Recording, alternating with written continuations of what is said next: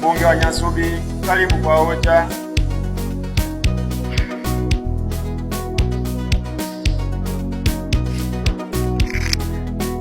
Asante sana Mheshimiwa Spika, nimepata nafasi hii nyingine. Mheshimiwa Spika, sasa hivi tuna taharuki kubwa sana, naweza nikazungumzia taifa. Sasa hivi kuna baadhi ya bidhaa nyingi kupanda kwa bei kutokana na vita ya wenzetu kule. Mheshimiwa Spika, sasa hivi usafiri tunaotumia kwa tunaenda kwa shilingi 500, sasa hivi tunaenda kwa buku mpaka Bukoba. Tulipokuwa tunaenda kwa shilingi 3000, sasa hivi tunaenda kwa shilingi 6000 mpaka 8000. Kiukweli Mheshimiwa Spika, sasa nilikuwa tunaomba kama sisi waheshimiwa sasa tunataka tuwape nafasi sasa hawa wanaosukuma matoroli, kwa sababu daladala za baskeli zilikuwa zimeshatoweka kabisa mjini kutokana kwamba walikuwa wamepanda sana na mabodaboda kutokupatiwa nafasi.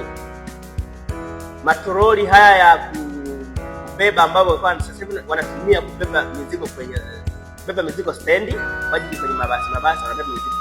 Sasa nilikuwa nataka sasa niwape nafasi sasa wawepo wengi sasa barabarani. Sisi kama waheshimiwa sasa hivi tuanze kutumia kupanda usafiri, kutumia matoroli.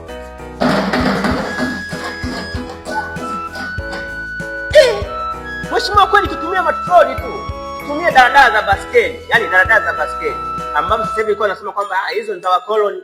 Ninaomba sasa katika mtaa wetu, katika mji wetu sasa wa Kahama, daladala za baskeli ziwepo kwa wingi sana. Inawezekana ikatupunguzia hata bei za kutumia usafiri huo. Mheshimiwa Spika,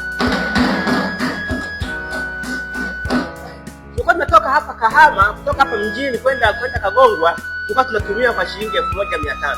Sasa hivi mpaka imefika shilingi 3000 mpaka 4000. Kutoka Kagongwa kuja Kahama 4000 3000. Kiasi kwamba inatuathiri sana kutokana na kupanda bidhaa kwa bei.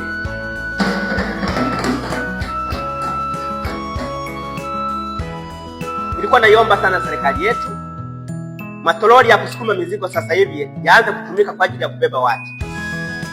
Daladala za baskeli zilikuwa zimeishiwa fashion mjini, naomba zirudi kwa wingi zaidi kwa ajili ya kupunguzia, kwa sababu zenyewe zinatumia mafuta. Matoroli haya yanatumia mafuta Mheshimiwa Spika, na mafuta yenyewe ndio yamepanda. Zikiwepo baskeli, kwa sababu wanatumia nguvu tu, yani nguvu ya mtu mwenyewe. Toroli anakusukuma mwenyewe, kwa sababu haiwezi kuathiri sana watu. Mheshimiwa Spika, naomba matoroli yarudi mjini, baskeli zirudi mjini. Hapa tatupunguzia gharama kubwa sana usafiri kwenda sehemu nyingine.